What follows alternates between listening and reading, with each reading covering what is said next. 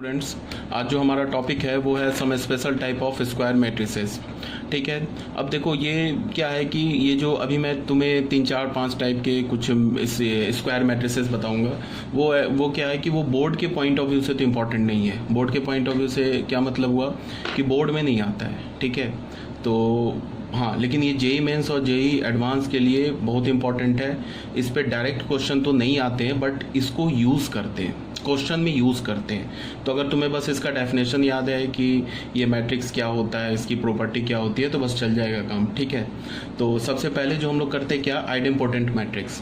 Idempotent matrix ये किसे बोलते हैं? इसमें मैंने क्या लिखा है, square matrix A is equal to A I J of order n is called idempotent if a square is equal to a। ठीक है, इसका मतलब क्या है कि कोई भी स्क्वायर मैट्रिक्स जो n ऑर्डर का है उसको हम आइडेम्पोटेंट कब बोलेंगे? जब उस मैट्रिक्स का स्क्वायर खुद a मैट्रिक्स के इक्वल हो। मतलब क्या हो, a square is equal to a। अगर ऐसा कोई भी मैट्रिक्स है तो उसे हम क्या बोलेंगे, आइडेम्पोटेंट मैट्रिक्स बोलेंगे। ठीक है, ये इसका डेफिनेशन था। अब प्रॉपर्टीज़ में आ जाओ। प्रॉपर्टीज़ में क्या है कि इफ़ a इज़ आइडेम्पोटेंट, पहली प्रॉपर्टी है first property, if A is idempotent then A cube क्या होगा? ए क्यूब को हम कैसे लिख सकते हैं, ए square into A.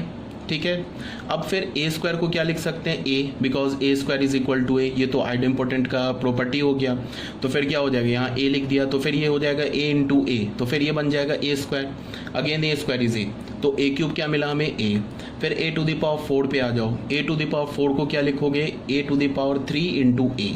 A to the power 3 का वैल्यू क्या होगा, अगेन अभी हमने ऊपर कैलकुलेट किया ए, तो यहाँ लिख दिया ए, तो ए इंटू ए, फिर ये ए स्क्वायर हो गया, अगेन ए स्क्वायर इज ए।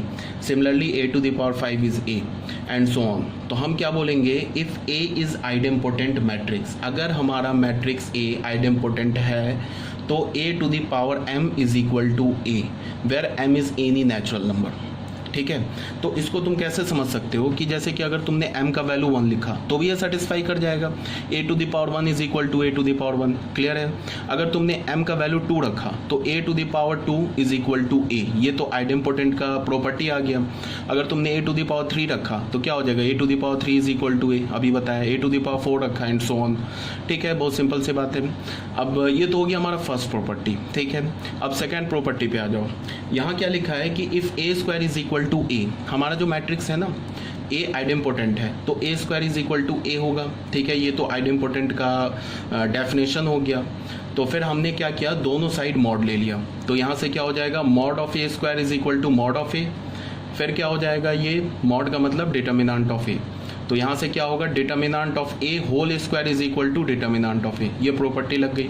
ये ऑलरेडी मैंने बता रखा है कि किसी मैट्रिक्स का nth पावर लेके डिटर्मिनेंट लो या डिटर्मिनेंट लेके nth पावर लो, बात बराबर है। ठीक है, तो ये क्या हो गया, ये तो एक रियल नंबर हो गया ना। ये तो ऐसे लिखा है ना, X square is equal to x.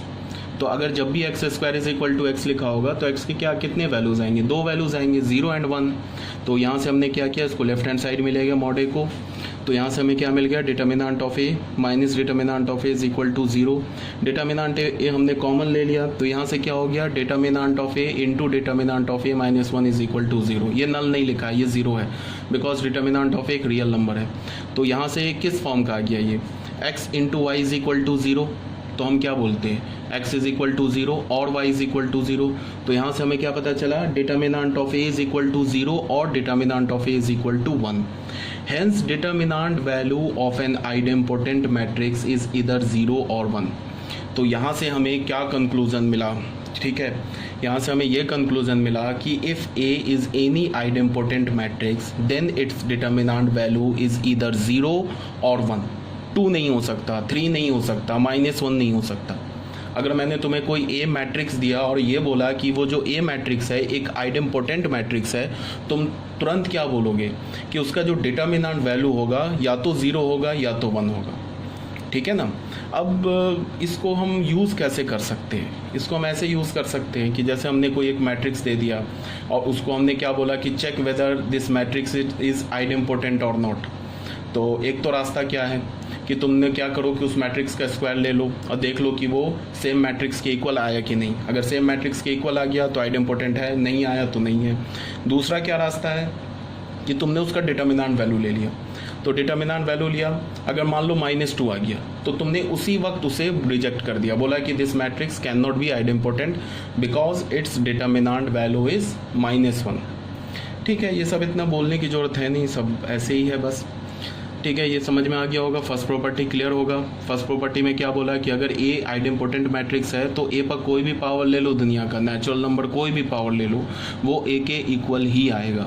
Second property में क्या बोला कि अगर ए हमारा एक आइडेम्पोटेंट मैट्रिक्स है तो उसका जो स्क्वायर होगा ना, स्क्वायर आइडेम्पोटेंट मैट्रिक्स है तो उसका क्या होगा, जो डिटर्मिनेंट होगा ना, वो डिटर्मिनेंट इज इधर 0 और डिटर्मिनेंट इज इधर 1।